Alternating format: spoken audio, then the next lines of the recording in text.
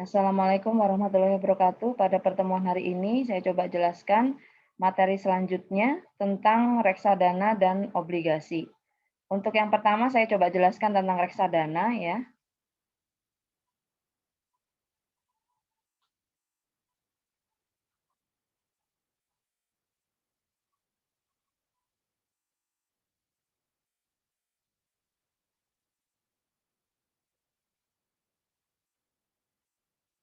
Di sini menurut undang-undang tentang pasar modal ya, jadi reksadana merupakan bagian dari pasar modal itu diatur pada Undang-Undang Nomor 8 Tahun 95, eee, merupakan wadah yang digunakan untuk menghimpun dana dari masyarakat, pemodal atau investor untuk selanjutnya diinvestasikan dalam portofolio efek atau surat berharga oleh manajer investasi. Untuk pengertian dari reksadana. Kemudian ini ada jenis reksadana, antara lain dari bentuk hukumnya ini berbentuknya PT atau perseroan, ya, berbentuk kontrak investasi kolektif, artinya ini dibuatnya grouping atau berkelompok ya. Sifat transaksinya bisa terbuka dan tertutup serta adanya portofolio.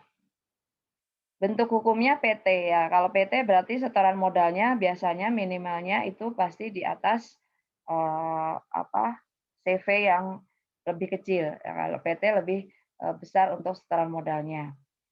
Perusahaan memberikan saham yang dapat diperjualbelikan oleh masyarakat, pemodal atau investor. Jadi bagi perusahaan yang hendak mendirikan jual beli reksadana harus berbentuk PT, tidak bisa berbentuk CV.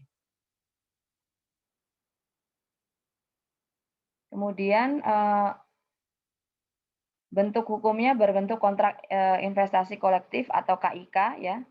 Instrumen penghimpun dana dengan memberikan unit penyertaan kepada investor dan selanjutnya dana tersebut diinvestasikan pada berbagai jenis. Jadi dia lebih kolektif ya. Jadi uangnya diterima dulu, nanti oleh si pemilik perusahaan reksadana itu akan disebarkan yang menurut mereka bisa mendatangkan keuntungan. Jadi dikolektifkan dulu, dikumpulkan dulu secara grouping, baru dia akan diinvestasikan kepada masing-masing jenis usaha yang kira-kira menguntungkan. Sedangkan kalau reksadana sifatnya ada dua, yaitu tertutup dan terbuka. Di mana kalau tertutup itu pemodal tidak dapat menjual kembali saham yang dibelinya kepada reksadana. Ini biasanya dicatat di bursa efek supaya dapat diperjualbelikan di pasar bursa saja. Ya artinya kalau orang mau beli ya harus ke pasar bursanya, ke Bursa Efek Indonesia BEI ya. Jadi di luar itu tidak boleh diperjualbelikan, harus lewat bursa. Kalau yang terbuka di sini, pemodal setiap saat dapat menjual kembali saham yang dibeli atau dimilikinya kepada manajer investasi bila diinginkan. Jadi bisa menjual kepada orang lain tanpa melalui perantara bursa efek, ya.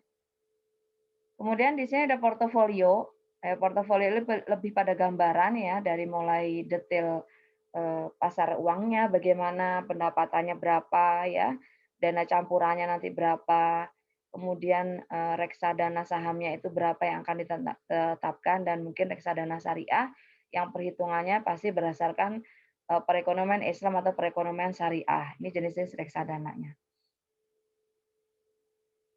Kemudian di sini ada tingkat resiko ya. Di sini ada tingkat resiko apa yang bisa diambil, kemudian imbal hasilnya apa yang bisa didapatkan dari para investor tersebut, serta jangka waktunya berapa lama, jangka waktu untuk berinvestasi tersebut.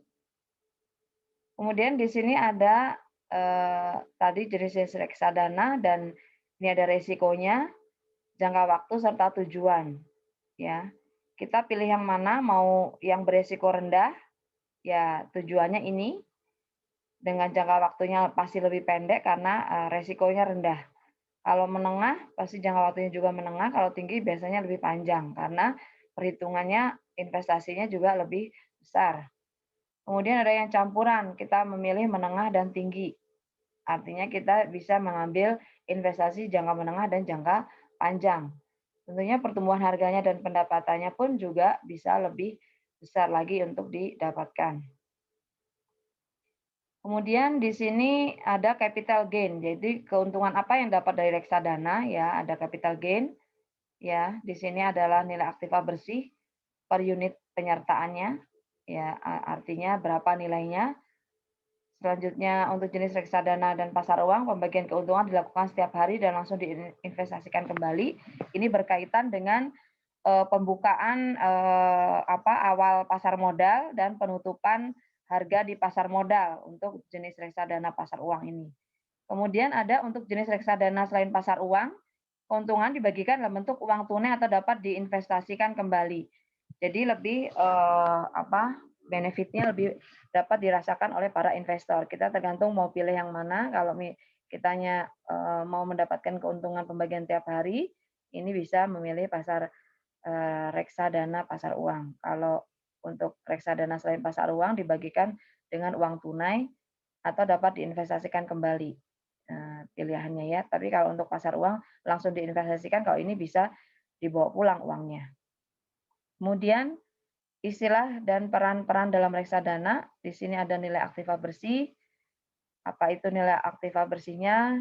Ya, kekayaan reksadana terdiri dari bermacam obligasi, ada kasnya, ada SBPU, ada SBI, suku bunga Bank Indonesia, kemudian ada deposito, obligasi, dan saham. Nilai aktiva dikurangi kewajiban nilai aktiva bersih tadi NEP ya. NEP per unit penyertaan adalah NEP dibagi jumlah nilai unit penyertaan yang beredar atau dibagi dengan diterbitkannya. Jika harga pasar mengalami kenaikan, maka NEP juga akan ikut naik dan sebaliknya. Jadi nilai aktiva bersih ini mengikuti tren daripada pasar modal yang bergerak naik ataupun turun.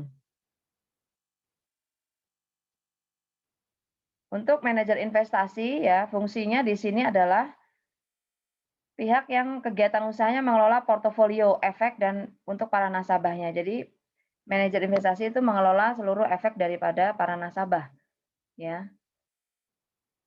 Manajer investasi ini biasanya mengelola dana nasabah dan atas kegiatan pengelolaan dana ini manajer mendapatkan fee pengelolaan. Ya ini contoh-contoh perusahaan yang ditangani oleh para manajer investasi tersebut, ya. Sebetulnya kalau manajer investasi ini bergeraknya daripada marketing investasi lebih dahulu. Mungkin banyak yang di daerah Asia Afrika Bandung itu banyak kantor-kantor yang berinvestasi komoditi ekspor dan lain sebagainya, itu biasanya dia berangkat dari seorang sales dulu, baru bisa menjadi seorang manajer karena ketelitian atau keakuratan penilaian investasi itu dilatih pada saat dia menjadi seorang sales daripada suatu investasi pasar modal. Jadi belajar dulu di salesnya. Kekayaan reksadana harus disimpan di bank kustodian. Nah, ini bank-bank kustodian yang bisa ditunjuk ya, macam-macamnya bank. Oke. Kemudian di sini ada agen penjual efek reksadana, ya. Di mana perusahaan memasarkan produk reksadana ke masyarakat berdasarkan kontrak kerjasama dengan manajer. Ya, jadi dia bersifat mengelola kerjasama tersebut berdasarkan kontrak. Ya, jadi harus berdasarkan kontrak yang ditandatangani. Kemudian ada wapers, yaitu orang yang bekerja di agen penjual yang memasarkan dan menjual produk reksadana. Nah, ini agennya. Ini resiko investasi reksadana, tadi ada yang jangka menengah dan lain sebagainya. Dibanding dengan investasi langsung ke dalam suatu saham, resiko investasi di reksadana relatif lebih kecil karena investasi secara diversifikasi ke dalam berbagai macam instrumen. Seperti tadi, karena perolehan dananya diperoleh dengan cara kolektif dan kemudian disebar di investasi yang menguntungkan, ini jauh lebih rendah resikonya dibanding saham. Kalau saham hanya selembar aja dan kita sudah pasti investasi hanya ke situ saja. Tapi kalau reksadana ini bisa beberapa investasi yang ditanamkan di perusahaan-perusahaan yang menguntungkan.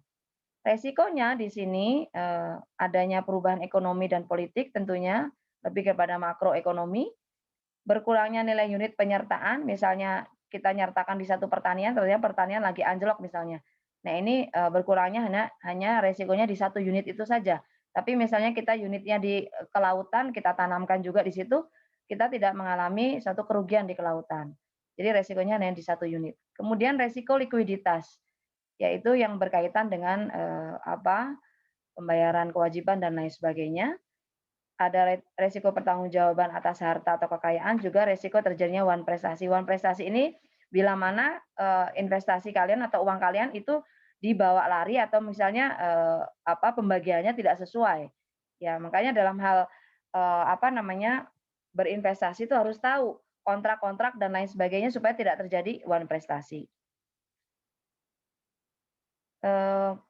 Kita lanjut untuk PPT selanjutnya di video yang kedua ya. Terima kasih. Wassalamualaikum warahmatullahi wabarakatuh.